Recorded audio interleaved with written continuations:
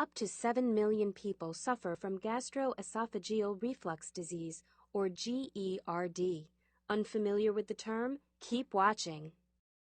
GERD, or acid reflux disease, occurs when there is a backflow of acid from the stomach into the esophagus.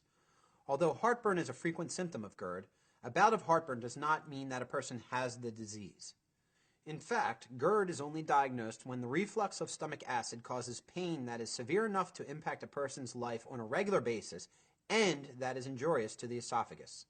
To understand acid reflux disease, it helps to have a basic grasp of how the stomach works and how heartburn occurs. When you swallow, food passes down the throat through a long tube, the esophagus, to the stomach. A muscular valve called the lower esophageal sphincter, or LES, opens to allow food into the stomach and then closes again. At this point, the stomach releases strong acids to help break down the food you've eaten. But in patients with GERD, the LES relaxes when it shouldn't or becomes weak, allowing stomach acid to reflux or seep upward almost constantly. While occasional bouts of heartburn are common and generally harmless, frequently occurring acid reflux can greatly damage the esophagus in the long run. Esophagitis, or inflammation of the esophagus lining, is a condition that occurs in about 20% of GERD sufferers. It can lead to difficult, painful swallowing and, on occasion, ulcers. Another more serious side effect of GERD is esophageal stricture, a narrowing of the esophagus which is caused by the body repeatedly attempting to repair reflux damage. Esophageal stricture can cause difficulty swallowing, food regurgitation, and severe weight loss. Another negative consequence of GERD is Barrett's esophagus, a condition in which the body changes the structure of the cells lining the esophagus.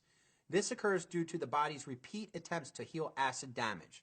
The problem with these disorders of the esophagus is that many people just believe they have heartburn and are unaware of the more serious consequences of GERD. Take Stephen, a patient who came to my office complaining about his acid reflux. Stephen had suffered painful bouts of heartburn almost every day for a year before he came to my office, and it's a good thing he did.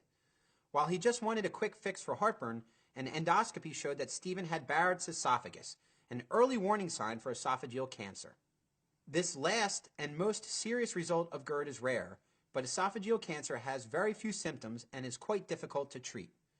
If you have recurrent episodes of heartburn that do not go away and don't respond to over-the-counter treatment, you may be suffering from GERD.